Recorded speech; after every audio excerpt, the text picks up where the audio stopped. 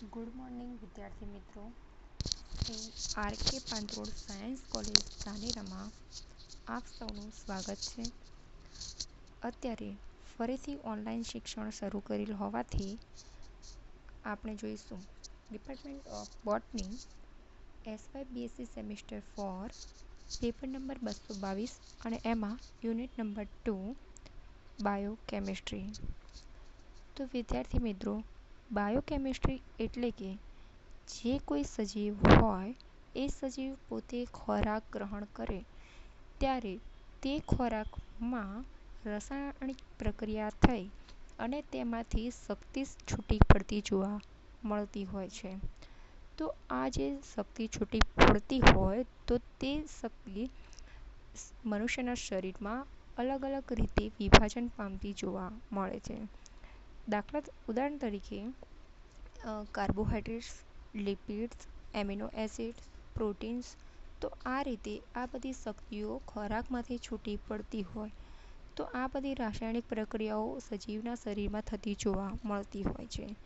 તો આમ જે કોઈ સજીવના શરીરમાં આ રાસાયણિક પ્રક્રિયાઓ થતી હોય તો તે બધી પ્રક્રિયાઓ એ એક બાયોકેમિસ્ટ્રીનો જ ભાગ તરીકે ઓળખવામાં આવતી હોય છે. તો આપણે યુનિટ નંબર 2માં બાયોકેમિસ્ટ્રીમાં જોઈશું કે કાર્બોહાઈડ્રેટ્સ કઈ રીતે બને છે, પ્રોટીન્સ કઈ રીતે બને છે, લિપિડ્સ અને એમિનો એસિડ. તો આ બધા જે કાર્બોદિત પદાર્થો હોય તો તેનું બંધારણ કઈ રીતે બનશે અને તે આપણા શરીરમાં કઈ રીતે બનતા હોય તો તેના વિશે અભ્યાસ કરવામાં આવશે. તો સૌપ્રથમ આપણે જોઈશું કે કાર્બોહાઈડ્રેટ્સ. તો વિદ્યાર્થી મિત્રો, કાર્બોહાઈડ્રેટ્સ એટલે કે એક પ્રકારની શર્કરા છે.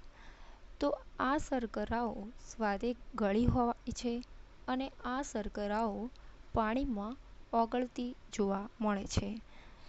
તો વિદ્યાર્થી મિત્રો, કાર્બોહાઈડ્રેટ્સ એટલે કે એવા સંયોજનો કે જેમાં કાર્બન અને પાણીનું મિશ્રણ જોવા મળતું હોય છે.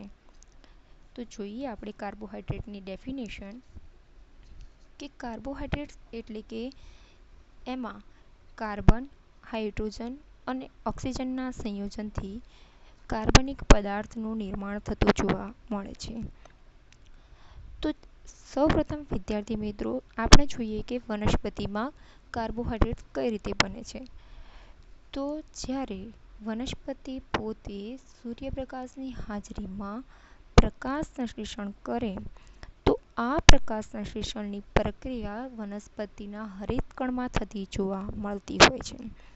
તો જ્યારે વનસ્પતિ પોતે વાતાવરણમાંથી કાર્બન ડાયોક્સાઇડ મેળવે છે અને પાણીનું શોષણ મૂળ દ્વારા કરે છે તો પાણી અને કાર્બન ડાયોક્સાઇડ એ સૂર્યપ્રકાશની હાજરીમાં પ્રક્રિયા કરતું હોય છે અને આ પ્રક્રિયાના આધારે આપણે જોઈશું કે સૂર્યપ્રકાશની હાજરીમાં આ પ્રક્રિયા થશે અને તેમાંથી નિપજ તરીકે ગ્લુકોઝ જોવા મળતું હોય છે.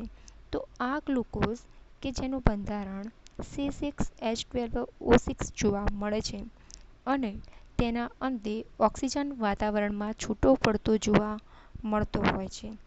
તો આમ જે વનસ્પતિ પોતે ખોરાક બનાવવાની પ્રક્રિયા કરી તો આ ખોરાક બનાવવાની પ્રક્રિયામાં જે ગ્લુકોઝ ઉત્પન્ન થયો એ ગ્લુકોઝ જ કાર્બોહાઈડ્રેટ તરીકે ઓળખવામાં આવતું હોય છે. અને વનસ્પતિમાં આ કાર્બોહાઈડ્રેટ્સ એ વનસ્પતિના વૃદ્ધિ અને વિકાસમાં ખૂબ જ અગત્યનો ભાગ ભજવતા જોવા મળે છે. તો ત્યારબાદ આપણે જોઈએ કે આ કાર્બોહાઈડ્રેટ્સમાં તેનું સૂત્ર જે જોવા મળે છે તે CnH2O અને N તરીકે ઓળખવામાં આવે છે. તો જેમાં N બરાબર કાર્બનની સંખ્યા ઓળખવામાં આવતી હોય છે અને આ જે N કાર્બનની સંખ્યા તરીકે ઓળખાય છે, પરંતુ આ જે શર્કરા હોય તો તેમાં કાર્બન અને ઓક્સિજનનું જે સંખ્યા હોય તે સમાન જોવા મળે છે અને જ્યારે હાઇડ્રોજનની સંખ્યા એ તેનાથી ડબલ જોવા મળતી હોય છે. પરંતુ અમુક વાર અપવાદ રીતે એવી શર્કરાઓ જે જોવા મળતી હોય કે દાખલા તરીકે ટ્રેમિનોસ, તો તેમાં તેનું બંધારણ અલગ જોવા મળતું હોય છે. તો ત્યારબાદ આપણે જોઈશું કે આગળ કાર્બોહાઈડ્રેટ્સનું વર્ગીકરણ અને તેનું નામકરણ. તો વિદ્યાર્થી મિત્રો, કાર્બોહાઈડ્રેટ જે મુખ્ય 3 પ્રકારે તેને વિભાજિત કરવામાં આવતી હોય છે. તો મુખ્ય 3 પ્રકારમાં સૌપ્રથમ આપણે જોઈએ કે મોનોસેકેરાઇડ્સ. તો જે કાર્બન શર્કરા એક કાર્બનની બનેલી હોય તો તેવી શર્કરાને મોનોસેકેરાઇડ્સ તરીકે ઓળખવામાં આવતી હોય છે. તો આ જે મોનોસેકેરાઇડ્સ હશે તેને સાદા અણુ તરીકે ઓળખવામાં આવે છે અને તેના ઉદાહરણ તરીકે જોઈએ કે ગ્લુકોઝ અને ફ્રુક્ટોઝ. ત્યારબાદ બીજો જેનો પ્રકાર જોવા મળે છે તે ઓલિગોસેકેરાઇડ્સ. તો ઓલિગોસેકેરાઇડમાં 2 થી 10 ની સંખ્યામાં કાર્બનના અણુઓ જોડાયેલા હોય છે. આ ઓલિગોસેકેરાઇડ્સ એ પણ એક શર્કરા જ હોય છે અને તે પણ એક સાદા અણુથી જ બનતા જોવા મળતા હોય છે. તો આમ જે શર્કરા હતી એ શર્કરાને 2 ભાગમાં વિભાજિત કરવામાં આવી કે મોનોસેકેરાઇડ્સ અને ઓલિગોસેકેરાઇડ્સ. તો મોનોસેકેરાઇડ્સના ઉદાહરણ ગ્લુકોઝ અને ફ્રુક્ટોઝ.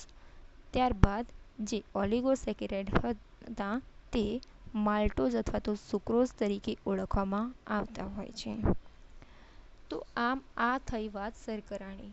ત્યારબાદ કાર્બોહાઈડ્રેટ્સને બીજા ભાગમાં પણ વર્ગીકૃત કરવામાં આવતા હોય છે કે તે બિનશર્કરાયુક્ત કાર્બોહાઈડ્રેટ્સ તરીકે ઓળખવામાં આવતા હોય છે.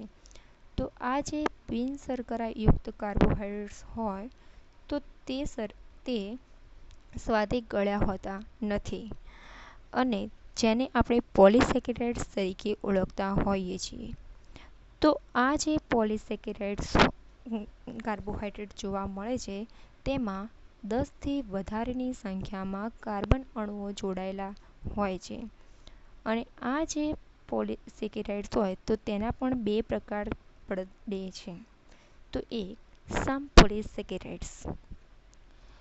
તો કે જ્યારે મોનોસેકેરાઇડ્સ અથવા તો કે ઓલિગોસેકેરાઇડ્સના એક જ જેવા વધારે સંખ્યામાં અણુઓ જોડાઈને જે શર્કરાનું નિર્માણ થાય તો તેને સમપોલિસેકેરાઇડ શર્કરા તરીકે ઓળખવામાં આવતી હોય છે. તો તેના ઉદાહરણમાં ગ્લુકેન અને ફ્રુક્ટોનનો સમાવેશ થતો હોય છે. ત્યારબાદ વિષમ પોલિસેકેરાઇડ્સ એટલે કે જ્યારે એક કરતાં વધારે સંખ્યામાં કાર્બન અણુઓ જોડાય પરંતુ તે એવા કાર્બન અણુઓ કે જે સમાન રચના ના ધરાવતા હોય અને તે અલગ અલગ પ્રકારના જોવા મળતા હોય તો તેને આપણે વિષમ પોલિસેકેરાઇડ્સ તરીકે ઓળખવામાં આવતા હોય છે. તો તેના ઉદાહરણ તરીકે ગુંદર, ગ્લાયકોપ્રોટીન અને હેમિસેલ્યુલોઝનો સમાવેશ થતો જોવા મળે છે. તો ત્યારબાદ જોઈએ આપણે કે આ જે કાર્બોહાઈડ્રેટ્સનું વર્ગીકરણ કે મેં જે તમને સમજાવ્યું કે એક શર્કરાયુક્ત કાર્બોહાઈડ્રેટ્સ તો તેમાં મોનોસેકેરાઇડ્સ અને ઓલિગોસેકેરાઇડનો સમાવેશ થતો હોય છે અને ત્યારબાદ જે બિનશર્કરા હોય તો એ બિનશર્કરામાં પોલિસેકેરાઇડ્સનો સમાવેશ થશે અને તેમાં પણ તેના 2 સમપેટા પ્રકારમાં સમપોલિસેકેરાઇડ્સ અને વિષમ પોલિસેકેરાઇડ્સનો સમાવેશ થતો જોવા મળે છે. તો ત્યારબાદ આપણે હવે આ 3 શર્કરાઓને ડિટેલમાં અભ્યાસ કરીશું કે સૌપ્રથમ જોઈએ કે મોનોસેકેરાઇડ્સ. તો વિદ્યાર્થી મિત્રો, આપણે જોયું કે મોનોસેકેરાઇડ્સ એટલે કે તેમાં કાર્બનના એક અણુ અથવા તો સાદા અણુથી બનતી રચના જોવા મળતી હોય છે. તો આ જે મોનોસેકેરાઇડ્સ હોય એ મોનોસેકેરાઇડ્સ એ શર્કરા સ્વાદે ગળી હોય છે અને તે પાણીમાં પણ દ્રાવ્ય થતી જોવા મળતી હોય છે. તો આ જે મોનોસેકેરાઇડ્સમાં સાદા 3 થી શરૂ થઈને વધારે કાર્બનના સંયોજનથી બનતી શર્કરાનો સમાવેશ થતો હોય છે. તો તેમાં સૌપ્રથમ આપણે જોઈએ કે 3 કાર્બન ધરાવતા ગ્લિસરાલ્ડિહાઇડ અને ડાયહાઇડ્રોક્સી એસિટોન જેવા રસાયણો કે જે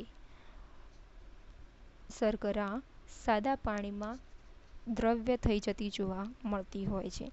અને આથી આ જે મોનોસેકેરાઇડ્સ હોય કે જે ગ્લુકોઝ અથવા તો ફ્રુક્ટોઝ તરીકે ઓળખતા હોઈએ આપણે, તો તે પાણીમાં દ્રાવ્ય થઈ જાય અને તે શર્કરા ગળી જોવા મળતી હોય છે. પરંતુ આ જે શર્કરા હોય તો તે શર્કરાનું જો પાણી સાથે પ્રક્રિયા કરવામાં આવે, એટલે કે પાણીમાં દ્રાવ્ય કરવામાં આવશે, ત્યારે તેની જળ વિભાજનની પ્રક્રિયામાં સૌપ્રથમ આલ્ડીહાઇડ એટલે કે CHO ગ્રુપ જોડાયેલો હોય તો તેવી શર્કરાને આપણે આલ્ડોઝ શર્કરા તરીકે ઓળખતા હોઈએ છીએ. અને ત્યારબાદ આ જે શર્કરા હશે એમાં જો જળ વિભાજન થઈ અને કીટોન ગ્રુપ ઉત્પન્ન થતું હોય તો તેવી શર્કરાને કીટો શર્કરા તરીકે ઓળખવામાં આવતી હોય છે. તો આમ આ જે 3 કાર્બનયુક્ત શર્કરાઓ જોવા મળે છે તો તેમાં 2 ગ્રુપનો સમાવેશ થતો હોય છે. એક કે આલ્ડીહાઇડ ગ્રુપ, તો તેમાં CHO સમૂહ જોડાયેલો હોય, અને બીજો કીટો શર્કરા, તો તેમાં કીટોન એટલે કે C+O જોડાયેલો જોવા મળતો હોય છે. તો આ જે 3 કાર્બનયુક્ત સંયોજનનું સામાન્ય સૂત્ર C3H6O3 થતું જોવા મળતું હોય છે. અને આથી જ આ શર્કરા અથવા તો કે આ કાર્બોહાઈડ્રેટને ટ્રાયોસ કાર્બોદિત તરીકે પણ ઓળખવામાં આવે છે. તો ત્યારબાદ આપણે જોઈએ કે તમને આમાં દર્શાવ્યું છે બંને શર્કરાઓ કે આલ્ડોઝ શર્કરા અને કીટો શર્કરા. તો તેમાં તમને દેખાય છે કે જે ગ્લિસરાલ્ડિહાઇડ જોવા મળે તો તેમાં CHO ગ્રુપ જોવા મળતો હોય છે, અને જે કીટો શર્કરા હોય તો તેમાં કીટોન ગ્રુપ જોવા મળે છે. તો આમ આ જે શર્કરા હતી મોનોસેકેરાઇડ્સ, એ મોનોસેકેરાઇડ્સ આપણે જોઈ કે તેમાં ગ્લુકોઝ ફ્રુક્ટોઝનો સમાવેશ થતો હોય છે. ત્યારબાદ વિદ્યાર્થી મિત્રો આપણે જોઈએ ઓલિગોસેકેરાઇડ્સ. તો જ્યારે હમણાં મેં તમને સમજાવ્યું એમ કે ઓલિગોસેકેરાઇડ્સ એટલે કે 2 થી 10 કાર્બનયુક્ત જે સંયોજનો હોય તો તેને ઓલિગોસેકેરાઇડ્સ તરીકે ઓળખવામાં આવે છે. તો આ જે ઓલિગોસેકેરાઇડ્સ હોય તો તેમાં જેમ જેમ કાર્બનની સંખ્યા જોડાય તેમ તેમ તેના નામ બદલાતા જોવા મળે છે. જો 2 કાર્બનના અણુ જોડાય તો તેને ડાયસેકેરાઇડ્સ તરીકે ઓળખતા હોઈએ છીએ આપણે. અને આ ડાયસેકેરાઇડ્સમાં માલ્ટોઝ અને સુક્રોઝનો સમાવેશ થાય છે.